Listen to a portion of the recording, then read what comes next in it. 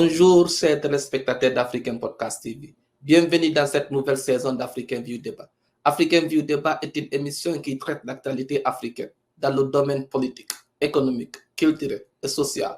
Des débats passionnés et des analyses profondes, sans tabou.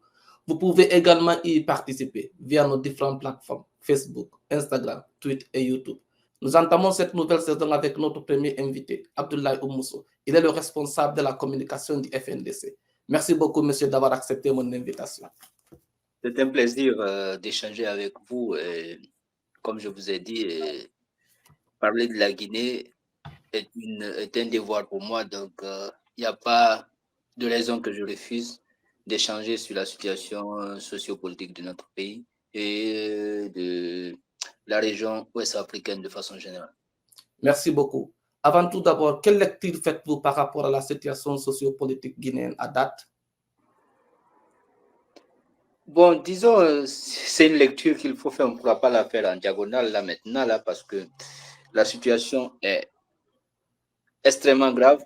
On est dans une transition qui était censée finir dans moins de 40 jours là maintenant, parce que en principe, la transition devrait finir le 31 décembre. Et d'ici le 31 décembre, il ne reste pas plus de 40 jours quand même, quoi, en fait. Donc, 39 jours.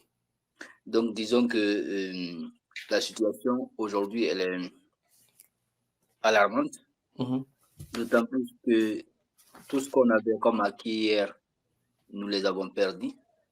Et chaque jour que Dieu fait, nous disons que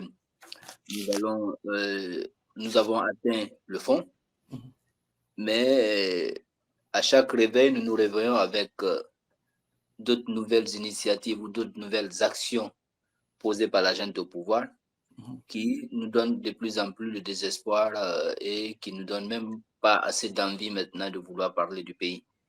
Malheureusement, la situation à laquelle nous nous attendions en ce mois de novembre 2024 était que nous, Guinéens, ayons déjà voté une constitution, nous avons déjà des députés qui sont élus, des chefs des maires également qui sont élus, mais nous serons quand même en pleine campagne aujourd'hui pour élire notre président. Malheureusement, ceux qui auraient dû être la solution sont devenus des problèmes à la lumière de la vérité, s'il faut parler comme cet écrivain Tchama Nembo qui l'avait dit à l'époque. Et je crois évidemment que la déception, elle n'est pas du fait, mais la déception, elle est d'ordre général aujourd'hui parce que oui, on va... La situation aujourd'hui. Bien sûr, on va parler aujourd'hui jusqu'à l'intellectuel guinéen. On ne sait pas où va notre pays et c'est ce qui est plus inquiétant. Et si on parlait de la disparition de Fonike Mangue et de Biloba, vous savez très bien que le porte-parole du gouvernement avait dit que les autorités n'ont aucune nouvelle des deux hommes, c'est-à-dire de Fonike Mangue et de Biloba. Il avait même dit qu'ils ont le droit de disparaître. Cela vous inspire quoi? Bon, disons que je ne veux pas répondre à celui dont vous venez de citer parce que pour moi, il ne représente pas grand-chose dans la galaxie actuellement au pouvoir. Et pour moi, d'ailleurs, la situation au Mali nous montre clairement que les civils qui sont avec les jeunes au pouvoir ne sont que des marionnettes. Ils ne représentent pas grand-chose et leur voix ne compte pas auprès de ces militaires. Et en Guinée, c'est d'ailleurs pire parce que vous avez cette nébuleuse qu'ils ont appelée CNRD qui est là et vous avez un gouvernement qui a été nommé par ces gens-là. Et il faut se rappeler que ça fait c'est le troisième gouvernement qui a été, quatrième d'ailleurs gouvernement avec trois différents premiers ministres depuis la prise de pouvoir par la junte. Ça dénote un peu le climat nauséabond qu'il y a au sein de la junte. Donc, pour moi, quand quelqu'un comme lui sort et dit cela, ce n'est pas penser un peu à ses familles, à ses enfants qui vont pouvoir l'écouter ou bien le regarder en train de dire ses inepties, d'autant plus que ce sont des personnes responsables, des pères de famille, qui ont des enfants, qui ont des épouses, qui ont été arrêtés par les forces spéciales, mais aussi par les agents du GIGN, de la gendarmerie, et qui aujourd'hui ne sont pas encore retournés dans leur famille, ne sont pas encore libérés et sont pris en otage encore par la junte. Attendre quelqu'un qui est censé porter la parole publique d'un gouvernement dire ce type d'ineptie, ça dénote encore une fois de plus jusqu'où notre pays a atteint le fond. Mais M. Sow, possédez-vous des informations qui démontrent que le gouvernement est complice de l'arrestation de Fonike Mangue et de Biloba, ou bien de la disparition de Fonike et de Biloba? Mais ce n'est pas un secret de polichinelle, tout le monde le sait, c'est pas quelque chose de caché. Ils ont été arrêtés par des agents devant témoins. Ils ont été amenés d'abord à la gendarmerie de Hamdallah avant d'être amenés au recommandement et passer au niveau de la présidence. Vous avez suivi le récit de Mohamed Sissé qui a été arrêté en même temps qu'eux. Ce que les gens ne savent pas et ce qu'on ne dit pas, c'est que ce jour même de leur arrestation, il y a quelqu'un qui a reçu une balle au niveau du pied parmi le voisinage. Et cette personne est là. Et au-delà de ce qui s'était passé, les voitures qui sont venues les arrêter sont identifiables. La gendarmerie d'Hamdallah, elle est là. Ils ont été amenés à cette gendarmerie. Il y a des caméras de surveillance au niveau de cette gendarmerie qui l'attestent. Au-delà, au rond-point d'Hamdallah, il y a des caméras de surveillance. Il y a des caméras. Au rond-point de Donka, il y a des caméras. Où ils ont été amenés à la présidence également, il y a des caméras avant d'être amenés au niveau de Kassa, où ils ont subi des tortures. Vous avez suivi le récit de Mohamed Sissé qui est édifiant là-dessus. Je pense qu'on ne peut pas dire plus que c'est lui-même qui a subi les mêmes services que. Donc, selon vous, le gouvernement est complice de l'arrestation de Fonike Mangue et de Biloba. Donc, c'est ça que vous affirmez ici? Le gouvernement est plus que complice parce que c'est le gouvernement qui les a arrêtés. Ce n'est pas une complicité. C'est le gouvernement qui est le ravisseur. C'est le gouvernement qui les a enlevés. Donc, le ravisseur, c'est le gouvernement.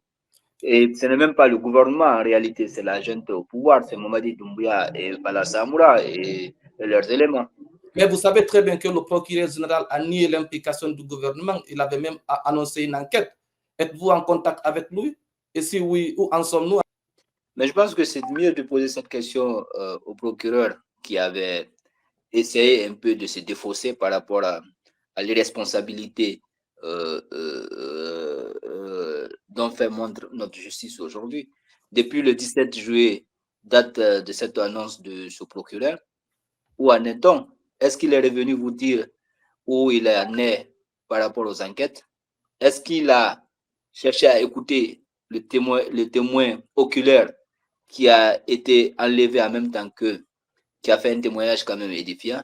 Est-ce qu'il a essayé d'aller à la gendarmerie d'Hamdallah et vérifier ce qui a été dit? Est-ce qu'il y a plusieurs interrogations? Les personnes citées par Mohamed Sissé ont été entendues? Est-ce que les familles de ces personnes, de nos camarades, ont été attendues ou ils ont été enlevés? Tout ça n'a pas été fait. Je pense que ça a été un effet d'annonce qui était une façon de se défausser par rapport à ce qui a été commis par la junte.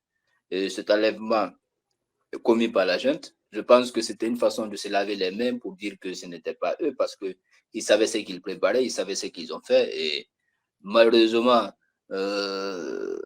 c'est les familles et nous, les amis de ces camarades-là qui souffrons de cette absence. Et nous tenons bon parce que nous savons que rien n'est éternel et très bientôt, ils seront libres. Avez-vous des signes qui démontrent qu'ils sont en vie? Il n'y a pas de raison qu'ils ne soient pas avec nous aujourd'hui. Il n'y a pas de raison qu'ils ne soient pas en vie parce que s'ils ne sont pas, si ce que vous dites, vos doutes s'avèrent, c'est qu'on sait qui demandait, on sait qui a fait quoi et qui aurait fait quelque chose. De toute façon, nous, on ne peut jamais imaginer parce que nous les attendons sains et saufs et nous pensons que très rapidement, là, qu'ils seront libérés. De toute façon, d'une manière ou d'une autre, ils seront libérés. Et ça, on l'espère très bientôt. Les épouses de Fonike Mangue et de Biloba ont porté plainte contre Mamadi Doumbouya. Où en sommes-nous? Ben, les plaintes ont été déposés à Paris. Nos avocats sont là-dessus. Il y a eu un signalement aussi également au niveau de la CPI pour enlèvement et pour disparition forcée, parce que vous connaissez ce que pour la disparition forcée en matière juridique, c'est un crime contre l'humanité. Donc, ces plaintes-là sont déposées et la justice travaille là-dessus. Et nous espérons que des suites favorables seront données. D'ailleurs, nos avocats savent mieux ce qu'il y a à faire. Et je pense que c'est pas, parce que je n'ai pas eu les dernières informations avec les avocats, malheureusement, avec mes derniers déplacements. Je ne sais pas si la plainte au niveau aussi de la CEDEAO aussi a été déposée. Ok, je voudrais qu'on parle de la fermeture des radios. Vous savez, je pense que cela fait plus de 8 mois, si je ne me trompe pas, ou bien 6 mois, 7 mois, comme ça, depuis la fermeture de certaines radios telles que Espace, Film FM. Quelle analyse faites-vous? Bon, nous, on s'attendait à ça. Honnêtement, nous, on s'attendait à cette dérive de la junte-là. Donc, vous attendez à ça? Oui, nous nous attendons à ça. Ce que les gens ne savent pas, c'est que nous avons dit ça à beaucoup de journalistes, au-delà des journalistes même. Nous avons, en tant que FNDC, dans notre volonté de pouvoir mettre les forces vives en place, nous sommes déplacés, nous avons vu les associations de presse, nous les avons alertés de la volonté de la junte qu'il y a de faire taire les voix dissonantes. Et ces voix dissonantes-là, les médias n'étaient pas en marche.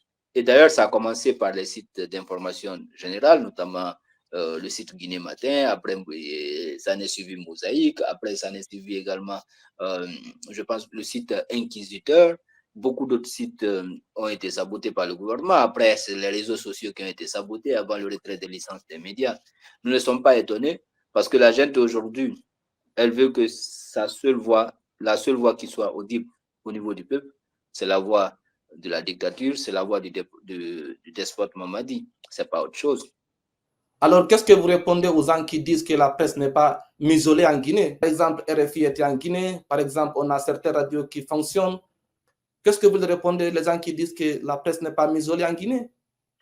C'est propre à toute dictature. C'est ce qu'on appelle la farce. C'est une farce qui est en train d'être faite pour donner l'impression d'avoir une presse libre. Mais nous savons que les journalistes s'efforcent à être libres, mais ils ne sont pas en sécurité. En tout cas, les journalistes s'efforcent à être libres. Et jusque-là, je connais beaucoup de journalistes qui sont courageux, qui sont vaillants et qui sont battants encore, qui continuent, malgré les menaces, malgré la peur, malgré l'épée de Damoclès sur leur tête, continuent à être libres. Mais il faut le dire, la junte, aujourd'hui, avec ses soutiens au niveau de certaines chancelleries, malheureusement, sont en train de les aider à faire taire ces voix dissonantes-là. Et nous espérons que tout cela va finir bientôt et nous avons la ferme conviction que ça va finir bientôt. Quelles sont les raisons qui vous poussent de dire que ça va finir bientôt? Vous avez insisté là-dessus. Je voudrais moi aussi insister là-dessus. Quelles sont les raisons qui vous poussent à dire cela? Eh bien, tous les signaux sont là, tous les signaux sont rouges. Et quand la mangue est mûre, s'il vous plaît. J'ai dit tous les signaux sont là, tous les signaux sont rouges. Et quand la mangue est mûre, elle tombe. Ça, c'est clair. Alors, quels sont les signaux? Je voudrais savoir quelques signons. Depuis le début de l'émission, nous parlons ici des violations des droits de l'homme qui sont là. Aujourd'hui, nous sommes à plus de 60 personnes qui ont été tuées lors des manifestations sociales et politiques. Nous ne connaissons même pas le nombre de militaires qui ont disparu. Nous ne connaissons pas le nombre de personnes qui ont été tuées le 5 septembre. Nous ne connaissons pas aujourd'hui combien de militaires sont en prison. Pas plus tard que le 6, je ne sais pas si c'est le 6 ou le 16 de ce mois, en tout cas, je ne retiens pas. Pendant ce mois-là même, il y a eu une vingtaine d'agents de la gendarmerie également qui ont été radiés de l'armée. Il y a plein de choses qui sont en train de se passer. On a tenté de créer une armée au sein de notre armée. Mamadi a recruté sa milice. Aujourd'hui, il y a l'armée guinéenne qui est à part, il y a la milice de Mamadi qui est à part. Et il faut le dire, cette armée-là qui souffre autant que les citoyens, qui vit avec ces citoyens-là, elle sait ce qu'il y a à faire et elle prendra sa responsabilité. Et le peuple de Guinée également a toujours pris sa responsabilité.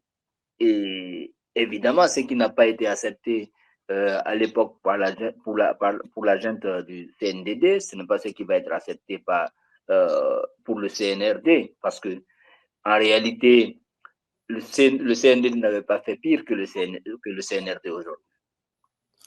Alors, quels sont les futurs projets et perspectives du FNDC pour le retour à l'ordre constitutionnel?